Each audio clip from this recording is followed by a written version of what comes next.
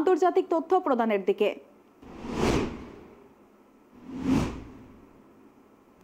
বাংলাদেশের কুর্শিকার রায় দিয়ে দিয়েছে জনতা।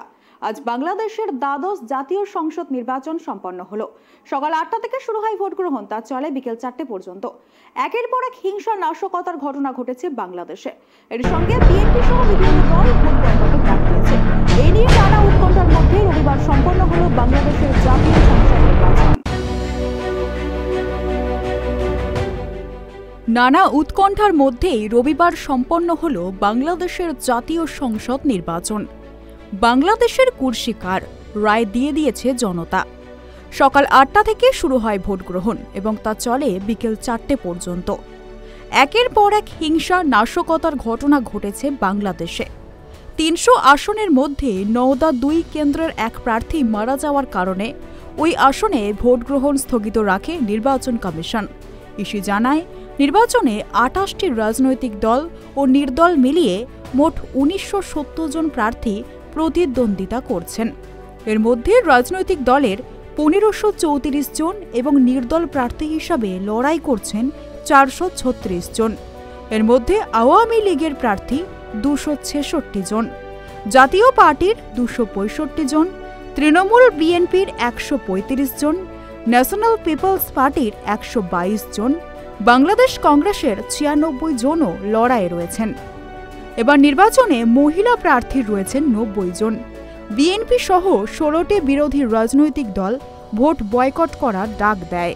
ইউনিয়নে 92 নং সরকারি প্রাথমিক বিদ্যালয়ের যে কেন্দ্র আছে, আমাদের এখানে ভোট খুব সুন্দরভাবে হচ্ছে, কোনো ধরনের কোনো অরাজকতা নাই।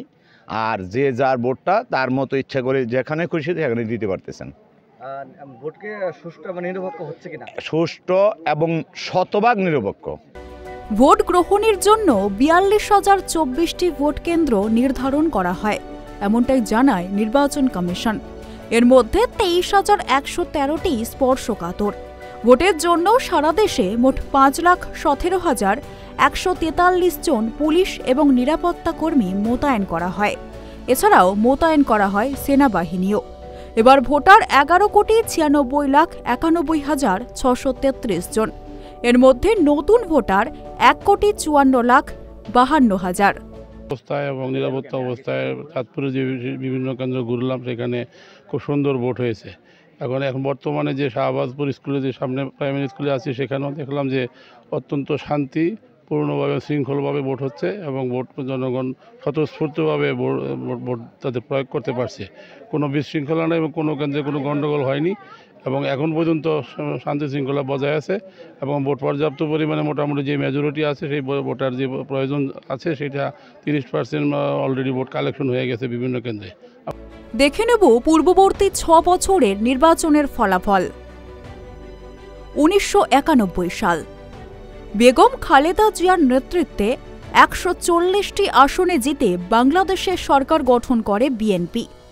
শেখ হাসিনার নেতৃত্বে 44টি আসনে জিতে দ্বিতীয় স্থানে থাকে আওয়ামী লীগ।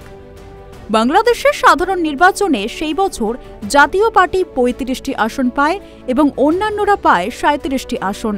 1996 সাল, ক্ষমতার পরিবর্তন, 146টি আসনে জিতে সরকার গঠন করে আওয়ামী লীগ। বেগম খালেদা জিয়ার নেতৃত্বে 116টি আসনে জিতে দ্বিতীয় স্থানে থাকে বিএনপি। বাংলাদেশের সাধারণ নির্বাচনে সেই বছর জাতীয় পার্টি 33টি আসন পায়, অন্যান্যরা পায় 6টি আসন।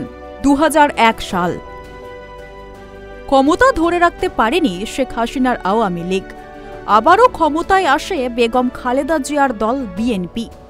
193টি আসনে জিতে সরকার গঠন করে বিএনপি। শেখ হাসিনার নেতৃত্বে 62টি আসনে জিতে দ্বিতীয় স্থানে থাকে আওয়ামী লীগ।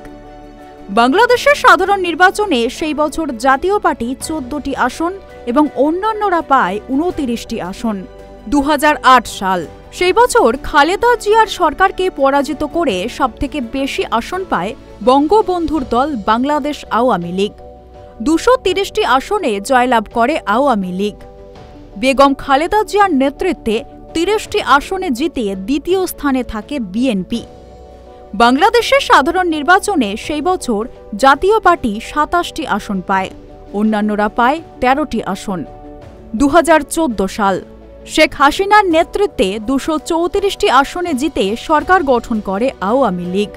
বেগম খালেদা জিয়ার নেতৃত্বে বিএনপি নির্বাচনে অংশগ্রহণ করলেও কোনো আসন পায়নি। বাংলাদেশের সাধারণ নির্বাচনে সেই বছর জাতীয় পার্টি 34টি আসন পায়, অন্যান্যরা পায় 32টি আসন। 2018 সাল শেখ হাসিনার নেতৃত্বে 257টি আসনে জিতে সরকার গঠন করে আওয়ামী লীগ।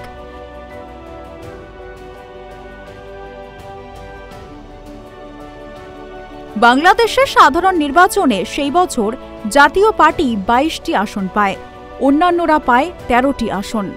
দেশের জনগণের প্রতি কৃতজ্ঞতা জানিয়ে প্রধানমন্ত্রী বলেন, অনেক বাধা বিপত্তি ছিল, দেশের মানুষ যে ভোটাধিকার সম্পর্কে সচেতন হয়েছে এবং নির্বাচন যে একান্তভাবে জরুরি, কারণ 5 বছর পর একটা নতুন সরকার আসবে, জনগণ তার ইচ্ছা মতো ভোট দেবে, আর সেই ভোট দেওয়ার পরিবেশ আমরা তৈরি করতে পেরেছি। Maybe it's a small country, but we have big population. So people's right, we have established people's democratic right and also right to their better life or their prosperous life. That is our main aim. We want to do that.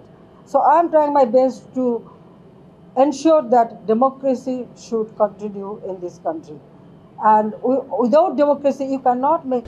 নির্বাচন commission জানিয়েছে, কোথাও কোনো প্রার্থী পেশি শক্তি দেখালে বা কোনো কেন্দ্রে নির্বাচনে কারচুপি করার প্রমাণ পাওয়া গেলে সঙ্গে সঙ্গে ওই ব্যক্তির প্রার্থীপদ বাতিল করা হতে পারে।